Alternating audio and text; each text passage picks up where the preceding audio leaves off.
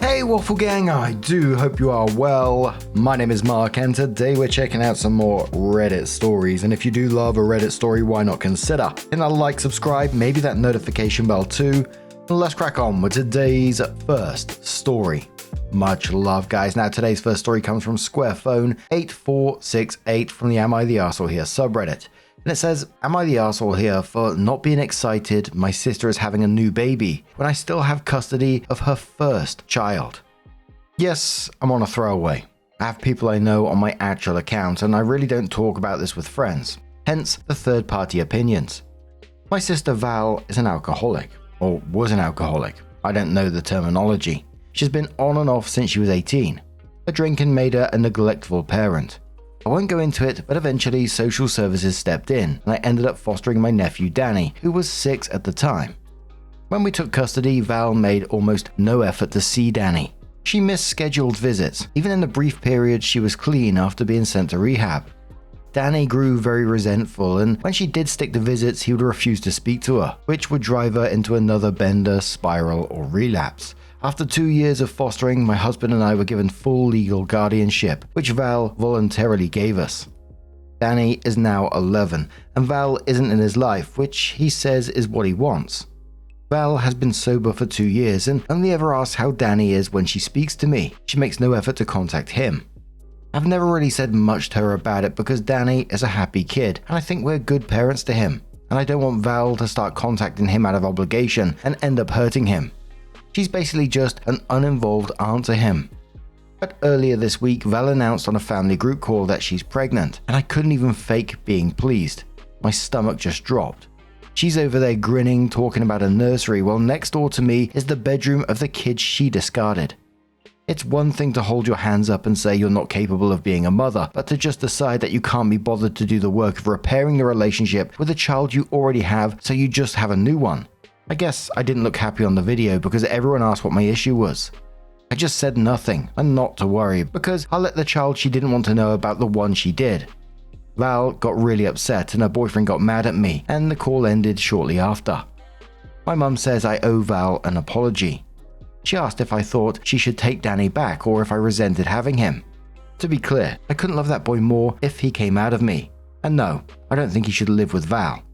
My mum's point is, if I think things should stay the way they are, then I shouldn't begrudge Val for still wanting to be a mother to someone, and that considering there's nothing she could do right in this situation, I should find it in my heart to be happy she's healthy and finding happiness.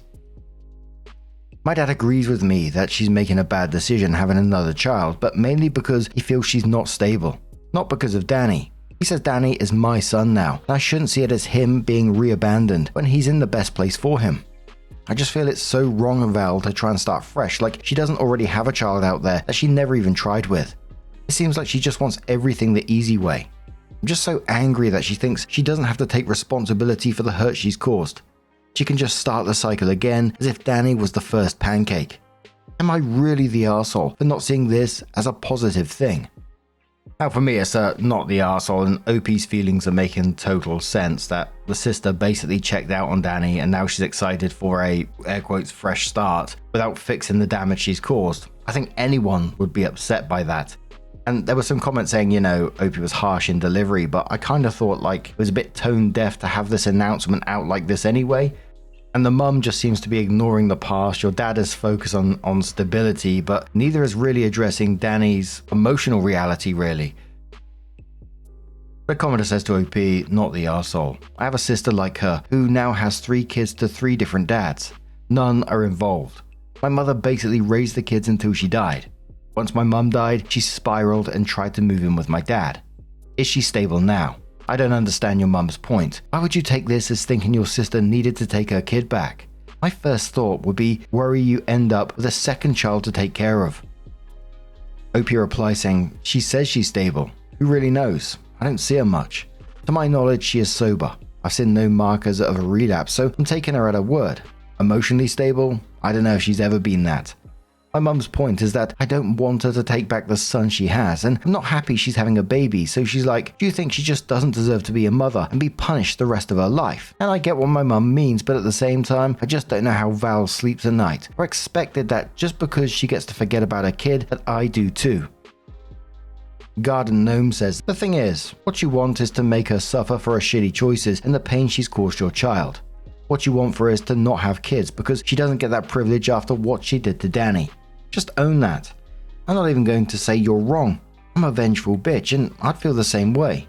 So the solution is for you to choose. You either continue to be an absolute bitch to her every chance you get so you can make her suffer, and you probably ruin your relationship with your family in the process because she's going to be the sympathetic figure here. And that's going to mean Danny isn't going to be included with the rest of your family too. Or you just keep your mouth shut. I'll probably choose the former and tell my family to either choose the kid she made disposable or her. But you know what's going to happen there. You just have to decide what you can live with. Opie says, I'm choosing to keep my mouth shut and go no contact with her. My parents are going to pick sides. My mum is my bio mum. My dad is her bio dad. They're not cutting off blood over this. They're not like that. But this situation has really made me assess things, and the truth is I have no compassion left for my sister. So the relationship isn't productive. Amazing Employee says, your mother is an idiot. Some people, like your sister, should just not be mothers at all.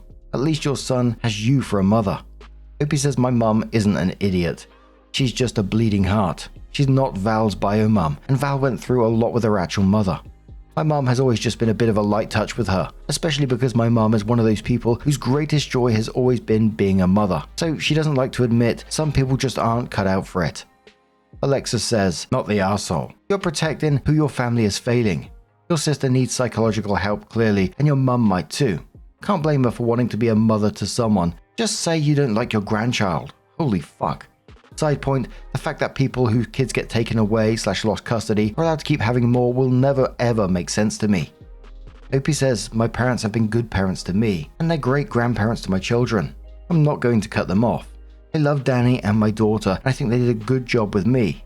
But yeah, I don't know what's going to happen with Val's child. I'm taking myself out of that equation. I'm not going through all that again. I paid for her rehab twice, and yes, she's sober, but on a personal level, it seems like she's learned nothing. A commenter says, not the arsehole. Val is already a mother to someone.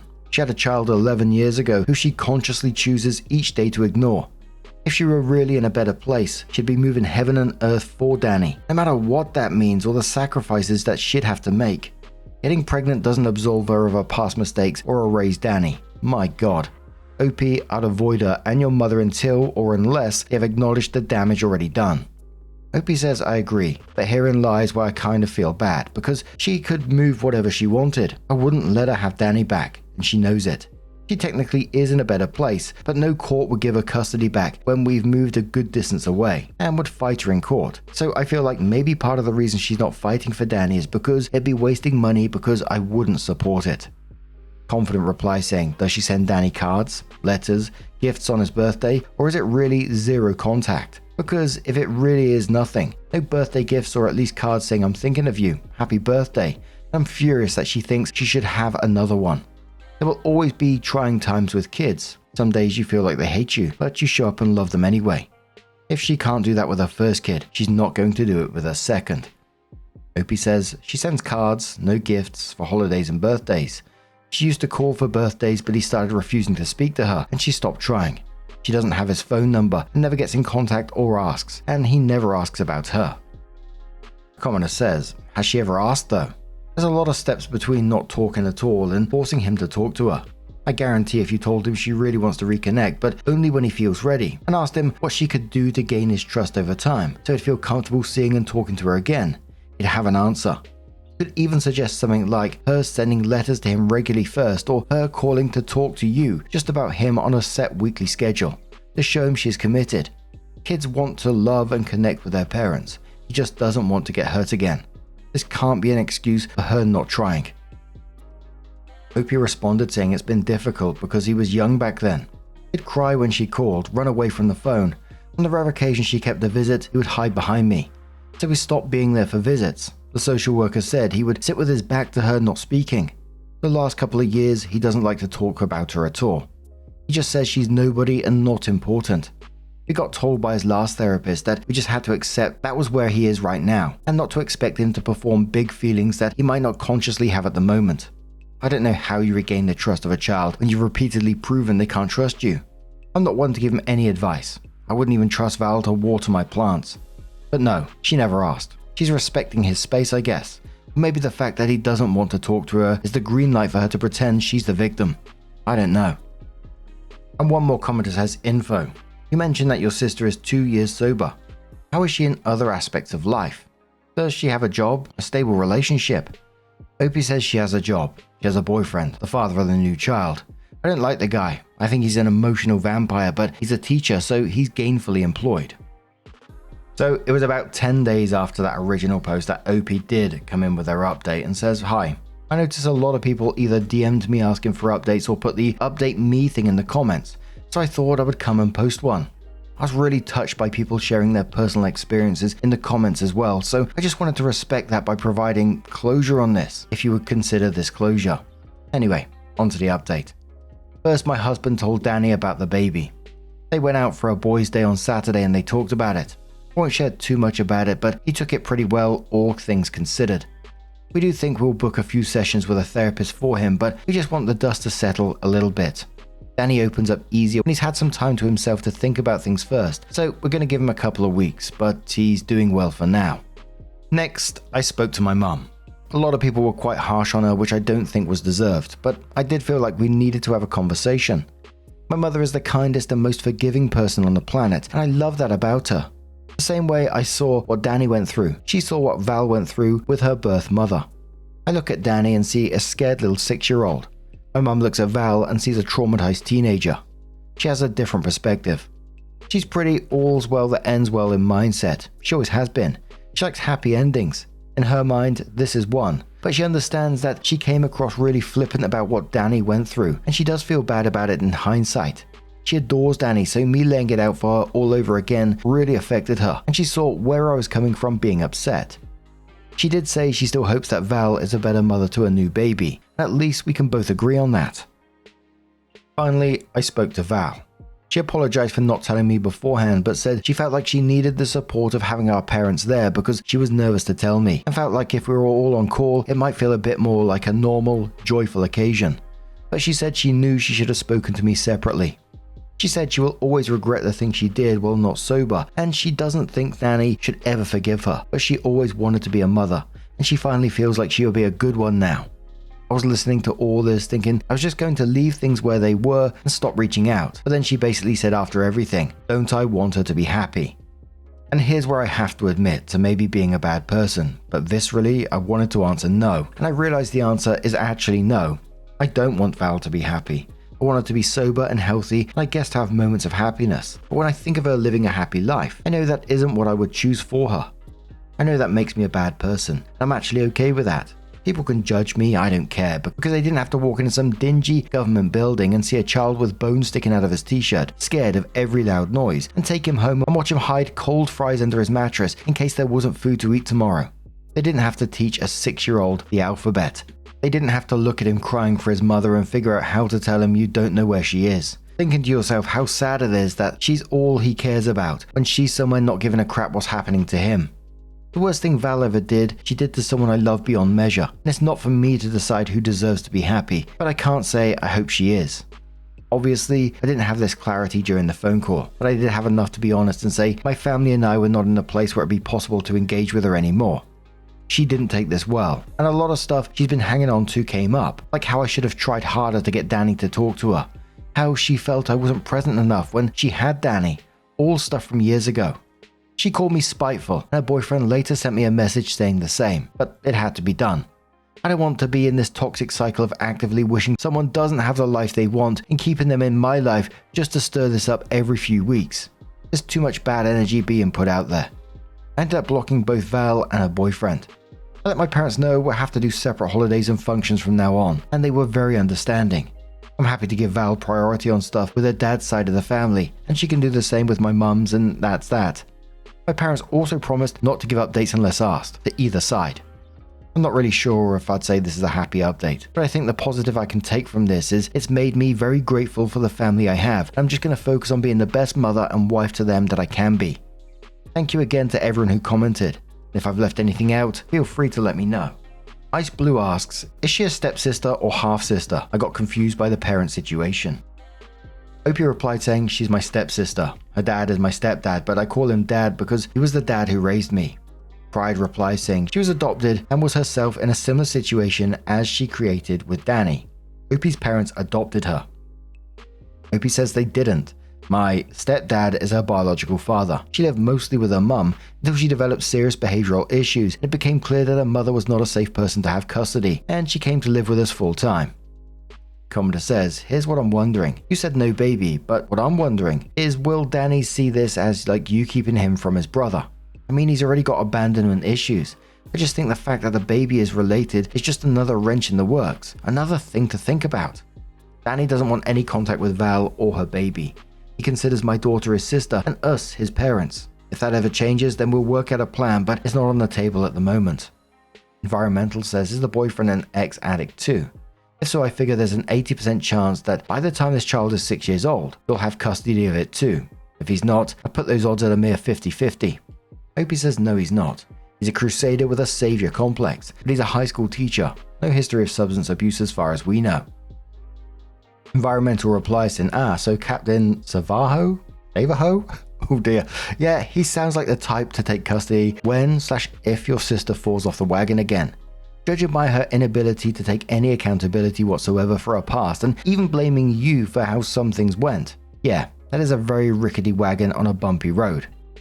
OP says, thing is, I don't think he'd leave her even if she relapsed. He's so obsessed with the idea of her being a successful project. He'll sink with her just to prove how much of a martyr he is. I assume he'd be stable enough to keep the kid with them if Val was drunk all the time, but I really don't think he'll leave. Zach says, just curious what would happen if she relapsed. Are you going to adopt the new kid? Is your house an orphanage for your sister's kids? Opie says, we're not taking any more kids. 2 kids in the house is a hard limit.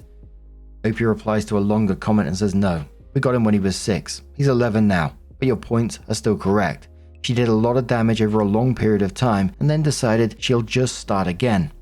And Opie replies to a downvoted commenter saying, I'm not sure how not normal it is when you know your sister is a child abuser. I don't want to fix how I feel about her. I want her out of my life, and I want Danny to be happy and healthy and to not live every day with the effects of what she did, and I'll do everything in my power to make that happen. If I feel like even after having some distance from this situation, I'm still spending energy thinking about her, I'll seek out some help to let go of it, not because I think I owe her good wishes. Danny doesn't want any contact with her, and we're respecting that. If he does ever change his mind, I don't know what we will do because she is ambivalent about contact with him apparently, but we will help him work through how he wants to approach it. But for now, he has no interest in a relationship with Val. As I always say, stories with kids always get to me, and I mean, Danny, he's 11, and he's already learned what it feels like not to be chosen, not to be shown up for, and to have to shut down those feelings just to protect himself, which is absolutely brutal. And now there's another baby on the way, and even if he says he doesn't care, I kind of feel like that's the kind of thing that can sit quietly in the back of your mind, questioning stuff like, why them and not me? What did I do wrong? Even if he never ever says it out loud. But the fact that OP is thinking about those kind of things and protecting his space, not forcing contact, and actually centering his emotions and his safety says everything. And regardless of what the sister is doing in this situation, Danny has someone who chose him and keeps choosing him, and that's what matters. So good for OP and for him in the end. But what do you guys make of this situation? Let us know your thoughts down in the comments below, and let's move on to another story. Now our next story comes from the relationships subreddit from She Wants My Husband, and says a close friend, female 25, said she wants to seduce a married man. He turns out to be my, female 25, husband, male 31. They have a history I didn't know about. What are my options?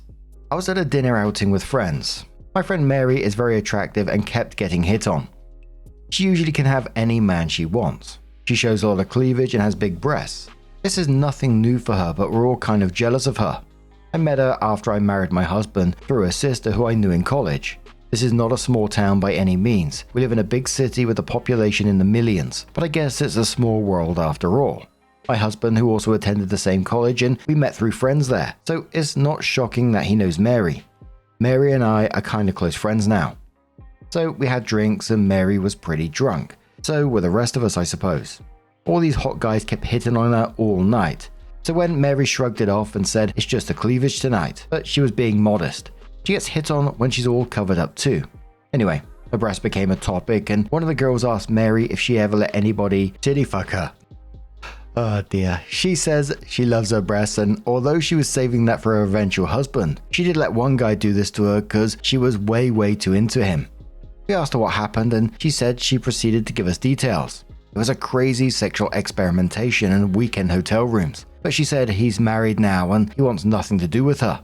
She said she would have married him in a heartbeat, but he would not commit to her. Then she added that she has made advances, but he doesn't bite. We all started teasing her about going after a married guy, but we were all drunk, so it wasn't over the top and we didn't lecture her.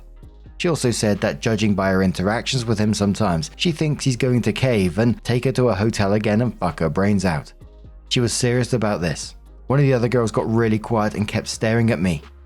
Later she told me Mary was talking about my husband. I was livid, but she wouldn't let me betray her trust and confront Mary. I asked her to call Mary on speaker and ask her. She asked her in a joking way what possessed her to talk about wanting to F my husband when I was sitting right there. Mary laughed and said it was the alcohol. I asked my husband about Mary, and he said they had a short fling that didn't last, but Mary described it as having gone on for over 2 years. I didn't know my husband in that time frame, and he didn't know I was friends with Mary's sister until shortly after the wedding when I invited her to a pre-wedding dinner. I didn't meet Mary until around the same time. I asked him if Mary has ever made advances or flirted, and he flat out denied any of this.